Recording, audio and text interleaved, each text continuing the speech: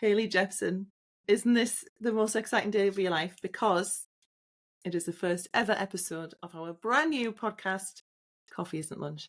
I don't know about you, but I'm thrilled to take our shenanigans, our conversations, our musings from 7-minute voice notes to the public. From We'll see what they think. podcasts on voice notes.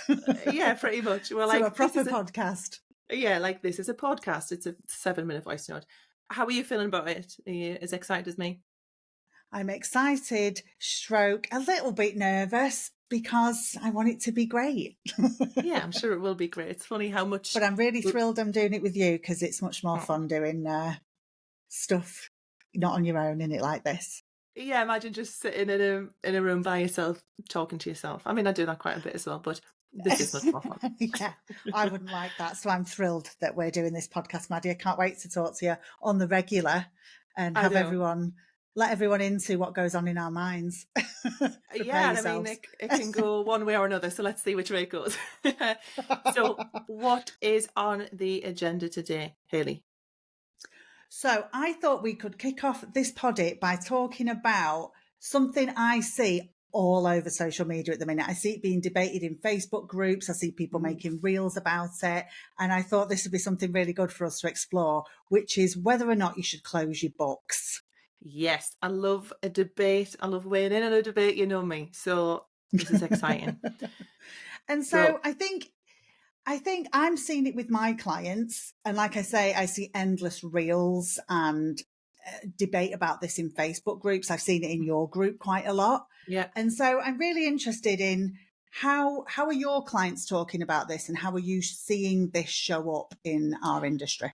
Yeah, so I see it as like two camps. Like I have a pretty big Facebook group at the minute. It's just under 30,000. What I tend to just fun times. What I tend to see is, there are a lot of people kind of publicly where they're like not getting loads of clients. So I call it more of like a sort of a quiet problem or a secret problem when people are so fully booked because they don't want to look, they think, oh, it's a good problem to have. I can't even talk about how challenging this is because other people would be, really thrilled to be in this position. So that's like one thing I just want to acknowledge is that this is Like a thing. people feel like they're showing off. Yeah, by going, oh, I'm so busy, what should I do? They Yeah, like they it's don't not want even 100. allowed to, yeah. It's not Yeah. allowed to be a problem. Yeah. They think they're going, oh my God, fuel for my private jet's becoming expensive. Like that's not the level of like first world humble brag problems. Like it's a real challenge. Yes. And I see this in DMs to me. So I see this a lot in private conversations. I do see it in groups. I do see it, like you say, on TikToks and Reels, but I see it more so in the like private coaching clients. You work with me in my program Breakthrough, which is for people who are fully booked and want to reduce time. So we obviously have a lot of experience with it in there. But yeah, it's like one-on-one coaching clients where they're so busy, like the demand is totally outstripped supply. They're really they're thinking, should I close my books? Because what's happening is if they're taking new clients, then old regular clients can't get in. So they're then having the problem of, I've got these people who've been very loyal to me, come for a long time. So that's I think that's the point in which they're at when they're thinking, do I close my books to new clients to then just be able to, I'm at capacity with old clients, with regular clients. What about you? Yeah, I think I say this a lot to people. If you've got more clients than appointments, you'll always be stressed. Yes. I think it's a massive thing that leads towards burnout. And it's funny how some people have never really thought about that. And they're like, oh, yeah, this will always be a problem. I've got more clients than I can see. I think that it shows up for me mainly in one-to-ones.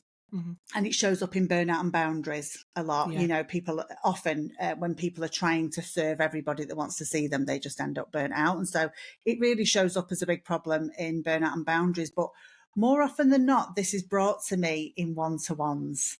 Yeah. And I think people just want to stop the flow. Yeah. And I think the side of wanting to close your books is like, literally, I just need to stop the flow. I want to turn the tap off. Yeah. And it's a very sort of black or white, all or nothing thinking. Yes. Where it's like, definitely. I just want it to stop. It's like a reaction.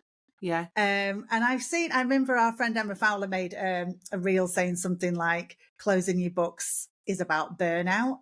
And Yeah. I think for sure that's true. I do Yeah. think it's a reaction to being overwhelmed. And instead of finding ways to manage that flow and keep your business going, people think, well, I've got all these lovely clients and I'm really happy as I am. New clients are stressful anyway. I just want to stay as I am. So I'm just going Yeah. to stop here. I've made it. Yeah. And then they change the And bio. They say, no, not taking new clients. They take the booking system offline. And it is just this really, exactly as you say, it's gone from like 0 to 100. That's it. I almost see them I've done now. imagining, yeah, it's almost like Black Friday sales. Everyone's charging and they just lock the doors and say, no, no one's Yes, getting in. This is I'm it. done. That's how I see it. I do think it's an overwhelmed stress reaction for Yeah. sure. But I also think, and I think the table is turning on this a little bit because the debate is becoming more talked about. But I even think it was a badge of honor. Yeah. Oh I've my closed my God. Yeah. books. I've Yeah, closed my I'm fully books. booked. Yeah, close. Yeah, that's Like, me. like you get a Blue Peter badge when you've done it. Yeah, I Well do done, think there you. was a badge of honor about closing your Yeah. books. Yeah. Like, oh, Like people you know, and reference so I it. think that. Yeah, when they're talking about their success, like I scaled to this, they'll talk about turnover. I've got a salon, I've got staff, like all of the things that like, I guess historically were perceived as like, yeah, they're really successful. And definitely closing your books is on one of them. But I'm sure you'll agree if you speak to the people in that position and you say, do you feel successful? They say, no. Everyone thinks I am. Everyone says, oh, I wish I could do what you've done. But in private, a lot of the people in this position are like pretty miserable, very, very overwhelmed and stressed out. Mm, And almost like going back to the private problem, like resentful, and also that they feel like they're not allowed to. It's like invalidating. I'm not valid to feel annoyed about having so many clients, or at least I can't say that. It's a really challenging position to be in. I think so. I actually think it's this as well. Deciding to close your books is one decision. Hmm. Deciding to manage that flow will take a lot of decisions Yeah, and definitely. more implementation. And I think that can feel harder. And so Hmm. it's easy just to say, no more. Yeah, It's like one blanket thing. You can just post it and walk away. yeah, And so I think it feels like an easier short term decision. yeah. But Yeah. But I maybe want to it's ask you not. this, Maddie. Yeah. But I know you have some strong opinions on this, as do Yeah. I really, but from a different point of view. What do you think is what do you think is driving this and what's like behind it from your Hmm. point of view? Like I think it's sort of overwhelm and stuff like that. Hmm. What do you think's driving it and what do you think people should be doing instead? Because I I know think you sit on the side of not closing your books. yeah, like it's for me, it's always this is I have like an opinion plus a caveat usually. So there's like this is what I'd say, but behind that is there are other steps kind of following that because we know we love a little, we love a hot debate and a hot topic on TikTok, but the world is very grey and nuanced, and we need to dive in the caveats, which is why we have a podcast so we can share this rather than having to force it into 5 seconds. Yes. We We can can, be nuanced yay, instead thank of God. clickbaiting. Exactly. So I completely agree with everything that you've said. And yeah, like it is a badge of honor thing. It is this sort of quote unquote secret problem thing. Um, I think sometimes when people think they can't talk about it as a problem, they then don't necessarily search for solutions, or they look for solutions in the wrong place or from people with maybe opinions that are not so helpful. Pricing's one of these where they go into Facebook groups and just listen to like the majority.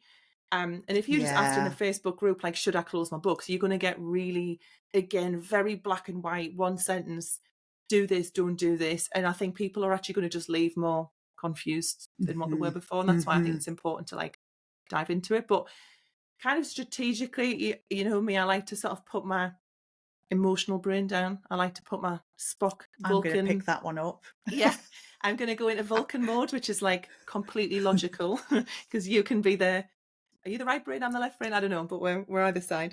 Who knows? Um, the logic of the emotion. So logically, from like a business perspective, if someone has got to the point where they want to book an appointment with you, in business and sales, we'd call it a funnel. So it's like a sales process, like the process by which a person goes from finding out who you are, following you, consuming your content, seeing you as a person who can solve the problem, trusting your opinion, maybe you're overcoming some like thoughts or opinions that they've got, and they're right at this point that they're prepared to book in with you. For you to then go, you can't, that strategically is, for me, not a great move, because it is something like 7 times more expensive and takes 7 times as much effort to get a new client as it does to retain a current client. So, and the other thing is, like, what is happening for you in the present is not necessarily your future. And I'm sure this is a Yes. psychological phrase for this, where people think how things are now is how things will always be. I think that's, I don't know about a psychological phrase, but I think that's like a lack of hope Yeah, that things can be different. It's like, well, there's a theory around change, yeah, and you can't change something unless you A, accept it's a problem, yeah, and B, accept that there are other ways of being. yeah. And so it's like, if you can't see it, you can't be it. Completely. And I see it on the almost on the flip side of like the positive side, where things are going really well for people and they go, it will always be like this. And then Ah, yes. they, I see this when people are in like a big growth phase, they, get loads of clients, get really busy. But what they don't realize is what got them there was actually the work prior to that. It was like the 6 months, 9 months, or a year beforehand. So they're at this stage going, well, this is now my life, but they're not doing the sort of activities that got them there. They take the foot off the gas, and then it all tilts back down again, because Yeah. things happen kind of in a cyclical way. So Well, it's like going to the gym. exactly this. Yeah, if you get Stops a six working when you pack, don't go. yes, you don't get a six pack and go, right, Got I'm one done. now. Yeah, it's like That's me for everything. life. I'll always have a six pack. I Yeah. wish. Yeah, it's all the work that you did, the compounds. That's a great analogy, actually. It's everything that you did in the 6 months. I mean, probably longer than that for a six pack, but God knows. I mean, who even knows? But it's like the consistent, there's got to be that level of consistency. For me, I try and automate as much as I can, and lean on systems and processes and stuff like that. So yeah, if this person has got this like intent to work with you, what I would suggest is find a way to almost like, where can we put them? So that would usually look something like a wait list. So I know a bunch of people use booking systems. We're big fans of booking systems. Timely very kindly sponsor the podcast. Big up Timely. They have a great waitlist feature. So you can, if you want to, set up a waitlist, and if a client wants to book that spot, if the spot becomes available, you then have the choice. Do you put this person in or not? And I think it's great that they Mhm. give you the choice, because sometimes the person cancels and you're fully booked and you go, I just want the afternoon off, or I want an early finish. So I like Yeah. that. I mean, so as Timely's waitlist is a manual one, really, which is Mm-hmm. what we're saying, isn't it? And it's so Yeah, you can exactly choose that. to take people off it, whereas some waitlists are, It just pops them it in. automatically sends Yeah, out emails to people and fills the gaps. And so if yeah, you want more control, a yeah, manual waitlist yeah. is It gives you the nice for that, choice. because, well, I think a lot of this is about control, isn't it? Yeah, That feeling totally. of losing control, which Yes, is really exactly what this. people are looking for, is more control on their situation. Definitely. Yeah. Let's talk about another side to a waitlist, Maddie, which is it's just somewhere to put people sometimes. Yeah. And sometimes we want a little spot, a little waiting room for someone who we may be, for whatever reason, don't want to work with right at that moment, but we don't necessarily feel okay with saying, I don't want to work with you. And we just want to go, I'm currently fully booked. I have a wait list. I can put you on there and I'll let you know when I have spaces available. And then Yeah. they're there and it gets it off your plate, which is a fabulous Yes. move.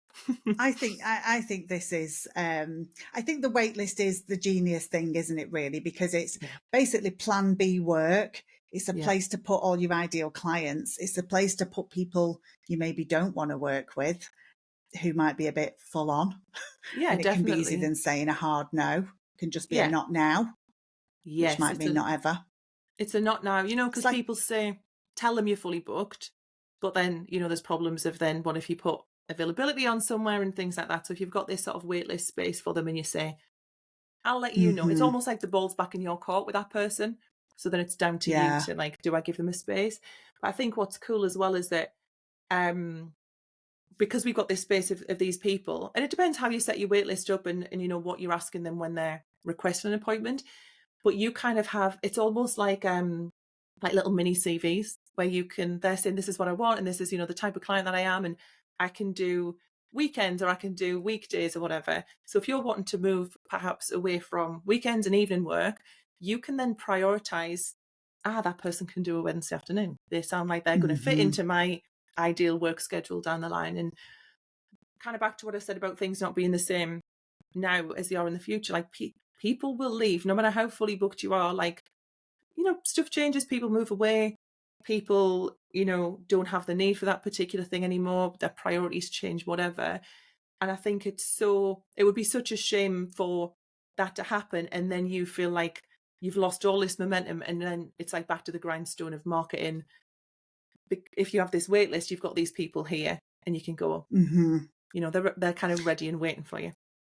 Yeah. And so to summarize, do you think then if someone closes their books, Mhm. how long do you think it might be before that would become a problem? What do you mean? Like, How long would you think it might take for someone to regret that? I don't know if they would if they have like the process, if they have the, because in theory No, if I it's mean set if up. they even if they shut it, don't have a wait. If Oh, they proper oh god, close the okay. books and they're um like, no, I'm out. I think that immediately it would feel really good because, like you said before, it's one decision and it's like the slamming of the doors, turning the lock and Yeah, then going, this is not a problem for me anymore. But I think fairly quickly. I think it would yeah, be when one client is lost, especially if it's like a high value, as in like what they're spending, like a high spend client, or maybe yeah. it's Maybe even someone you really like, someone you who you love. thought would never leave. Maybe it's like Sandra, who comes in every Friday for a blow dry. God love her, she moves away, or whatever. So it's something that straight away you go, oh bugger, that's a couple of grand a year, or it might be a family that move away, and you might do all of them, whatever that is. I think that would then feel like an even bigger problem because if you're in this position of being fully booked, you probably aren't doing a lot of marketing activity because you're kind of thinking, well, I don't need new clients, so I'm not going to like hustle all over social media. I'm not even going to probably set Hmm. up a TikTok. I'm certainly not going to be, putting loads of effort in here. And we know that that's a long process. Like we know that it takes. If you ask any of your new clients, how long did you follow me before you booked in? That's usually a long period. I did Yeah. extensions. I had people who were like, I've stalked you for 2 years because especially at Mm, like higher ticket things, it's a slower decision. If you do like semi-permanent makeup or lasers, something where maybe the risk's a bit higher, that is a long decision. So we want to be continually moving people through that decision making process and giving them a mm, space when they've made that decision, because otherwise you might be going, I now need to start marketing for the next 3 to 6 months to move people through that decision making process. So yeah. So short what? term Oh, go gain, on. long term pain is what I'm saying. Yeah, Whereas, yeah, yeah. What I'm thinking about here is it's about your business always needs to be moving, hmm, isn't it? It's always moving and absolutely, yeah, updating and improving forward. And the closing your book things is very stagnating, isn't it? hmm, Because then when you do start to put your prices up, you might lose people and then there's no, yeah, waiting list for you or anything like that. And so I always think about it as you're constantly moving up with, and yeah, people on the waiting list are probably people who are going to move with you. yeah. Whereas your people you've had from day one, potentially not as much. Yeah, I think Does a that good make sense, kind of Maddie? analogy is like when you were saying that, I was thinking of like forward momentum. And I feel like when this happens with me, where I'll take my foot off, I think of it like a train coming to a halt, and I think the effort to start that from scratch feels much bigger than just this nice train sort of going round. And I think Yeah. it kind of relates to that journey as well. That you've got your clients, they're going to hop on, they're going to hop off. They might come back on again. They might be permanently off and going on to another train.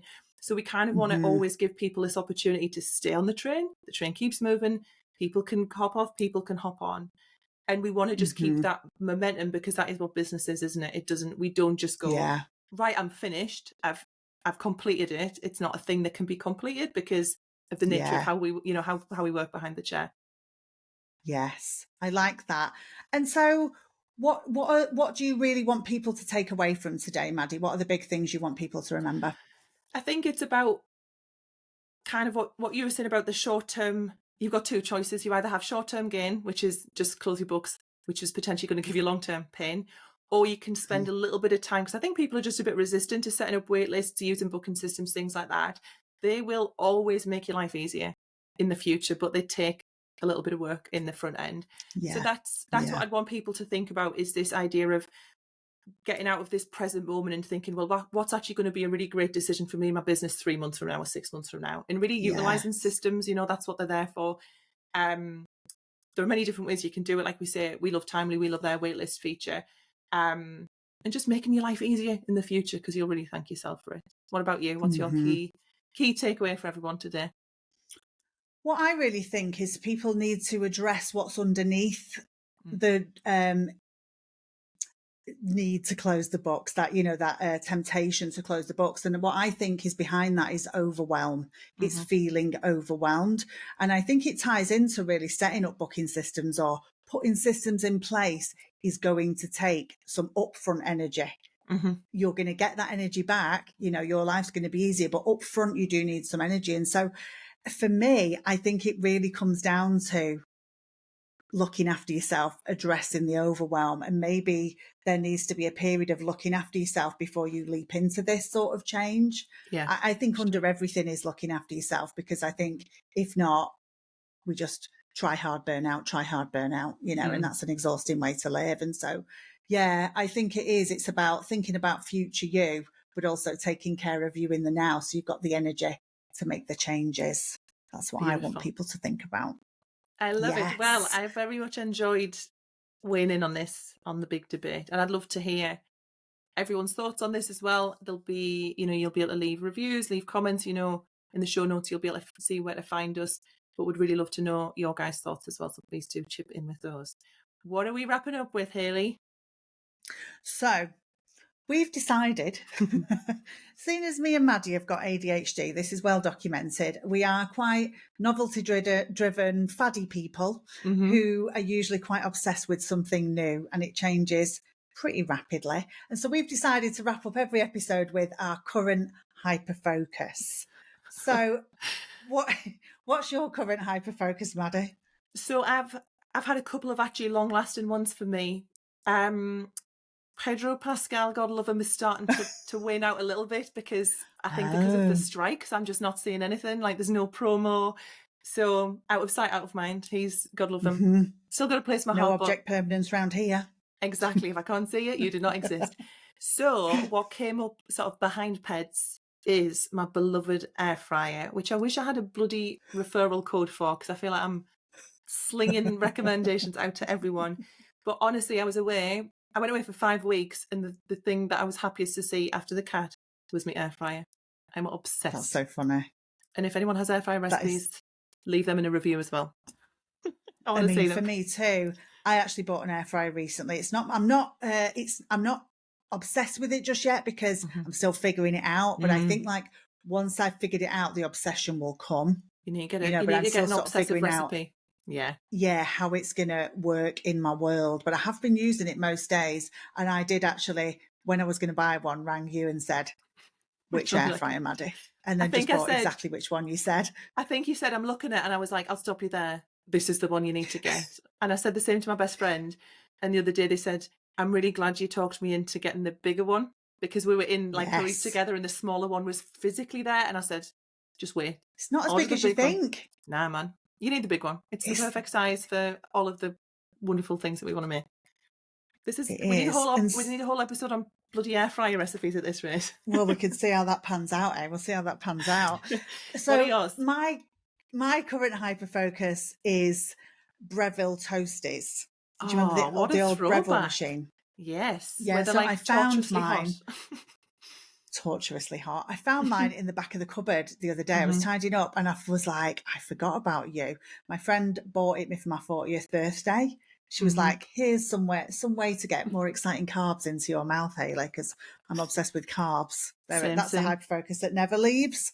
And so I've been eating Breville toasties daily now for weeks. Really, for weeks. Cheese and onion, that's what I have every day. I was going to say, what particular flavour? Cheese and onion, that's it. That is literally it. However, I feel it's on the wane. I can feel it's going. Yeah. And the air fryer is going to take over. Okay. Because I've seen all these reels where people are putting bagels with eggs in and cheese, and I feel that is going to be the next fad. It will take over the I revels. I love the big leg cheese. I've seen a new version where there's pesto on the bottom, which I need to try. Yes, I And have all those saved. I made it for Big Roy. My dad came and I was like, I'm going to make him a air fryer bagel egg. And he literally rang me like 2 days later and didn't say hello. I answered the phone and said, hi, Dad, how are you? He said, I need the bagel egg recipe. So he made it in an oven, not as good. Honestly, it's like revolutionized my life. I don't even turn my oven on now. And I'm just going to pull my oven out and put like a TV in or something much more exciting. Or a Breville Starts, toasty machine. honestly, it's literally the best thing. It's so comforting and retro. I You love it. know, that's how it feels. It's very comforting, which is brilliant. And so we'd love to hear people's hyper focuses as well, Yeah. Maddie, wouldn't we? I don't think this is Please. an us thing. I really hope it's not an us thing. So please do tell us yours. If it's, I feel like maybe everyone else is on the cheese and carb hype as much as we are, like our lifelong hype. That's not a hyper focus. Yeah. That's like a deep love. Everything will come back to cheese and carbs, probably, all the hyper focuses Pretty that we much, come yeah. up with. I think a theme might appear shortly. Yeah, but feel free to tell us about your hyper focus. You know, you can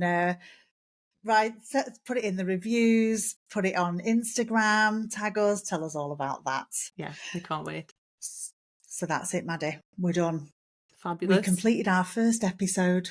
Yay! And we didn't have a wobble or start crying, so that's a big gold star for both of us, I think. We hope everybody enjoyed it. And Maddie, I'm going to talk to you next week. Yeah, see you next time. Bye. Thanks for watching. If you enjoyed this episode, please like and subscribe. And don't forget to leave your thoughts in the comments. Please support those who support us and check out Timely, who we recommend is our favourite booking system for you. New customers can get 50% off their first 3 months with the code COFFEE50.